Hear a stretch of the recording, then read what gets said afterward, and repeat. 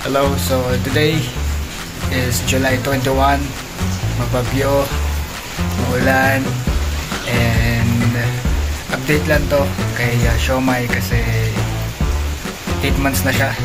Dapat actually bukas and hit na siya. So ngayon papakita ko sa inyo yung artificial insemination o pag-AI sa kanya. Hinihintay lang natin yung material o yung pang AI na galing kay Doc Benz from San Rafael. So kumuha tayo ng pure Berkshire semen.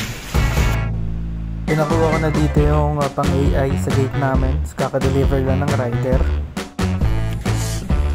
So ito na guys, dumating na yung pang AI natin, artificial insemination. So prepare ko lang yung isang set ngayon at saka para bukas yung isa naman na vial. Bali 2 vials to. Let's go. Pakita ko sa inyo ngayon kung paano mag-AI. Ito, first step, kailangan kasi malinis yung vulva ng inahin natin. So prepare ko lang yung mga gamit. Second day nga pala ng kanyang heat, July 21, tapos kinabukasan gagamitin ko yung pangalawang vial ng semen, which is the July 22. Ito, so unang step sa pag-AI is kailangan malinis yung vulva o ari ng inahin natin, and then second, i-insert natin yung catheter counterclockwise or paikot ng pakaliwa papasok sa vulva ng inahin. So medyo pataas ang pasok para makasigurado tayo na dadaan to sa cervix, hindi sa daanan ng ihi ng inahin. And dito na nung pinapakita kong video. So sa mga signs ng nasabi ko na to previous video ko about sa signs na hit na yung inahin natin. Number 1 is pag diniinan nyo yung likuran nila. Kanina sa video nakita nyo diniinan ko yung likod, hindi siya gumalaw, standing hit na yon. Second, pag bigla siyang nag-ingay, unusual yung pag-iingay niya compared sa mga nagdaang araw. And then bigla niyang hindi inubos yung usual na pagdami ng pagkain na binibigay mo. And then kasunod nun is lumalaki yung ari nila or namamaga, namumula, and then may lumalabas na likido sa ari nila. And para makasigurado tayo na mas maganda yung quality at maganda yung resulta ng inahin natin bago natin i-AI, mas maganda kung hintayin na natin silang mag 8 months para siguradong matured yung yung inahin natin at marunong na mag-alaga ng mga biik. And about dito sa semen na binili namin, gumamit kami ng pure Berkshire na semen. So since hindi na siya magiging F1 ang kalalabasan ng magiging anak niya, no? Ang mangyayari dito is back crossing na, meaning to say ang magiging anak niya is 75% na Berkshire, 25% ng native. So may improve natin yung traits or katangian ng Berkshire, especially sa pangangatawan, quality ng karne. So mas maganda compare sa native. And nga pala, ang F1 is yun ay anak ng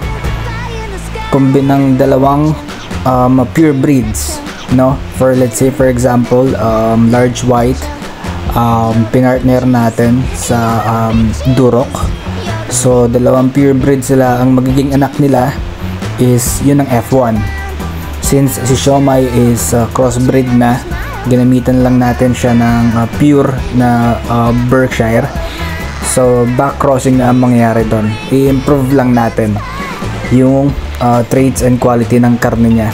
So Meaning to say, kalalabasan nito is mas magandang quality ng native. So again, 75% ng Berkshire and 25% ng native. And pagkatapos nito, hihintayin lang natin na makalipas ang 15 to 18 days. Obserba natin, sana hindi na sila mag-reheat. Para makasigurado tayo na buntis na yung inahin natin. And dito medyo nagdilikot si Siomai kasi first time niya may AI, and medyo sa katayuan or sa sitwasyon ko kasi medyo mahirap akong kumilos, kaya medyo nahihirapan din ako. Hindi katulad dati nung mga dati kong alaga na ako yung nag-AI, medyo nakakilos pa ako ng maayos. So dito medyo nakakangawit, kaya kailangan libangin din natin yung alaga natin para hindi sila masyado maglikot tsaka ma-stress. And sana sa susunod masanay na siya, hindi na ako masyado pahirapan mag-AI. And then siguro hanggang dito na lang yung explanation natin sa pag-AI. And yun, i-imagine lang natin yung likod nila, no, para mag-stimulate yung cervix, ma-absorb yung or higupin yung semilya sa vial. And dito pa tapos na yan. Nag-decide ako mag-voice over kasi mabagyo pa rin, maulan, so hindi magiging clear yung boses habang nire-record yung video.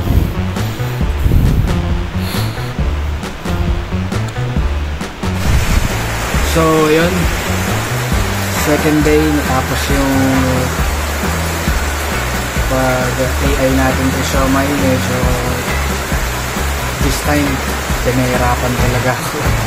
Medyo nahihirapan ako mag-AI sa kanya, siguro dahil sa pagkilos ko na rin. Siguro medyo limitado kasi yung pagkilos ko compared dati sa mga dati kong alaga. Pero siguro dahil din first time niya,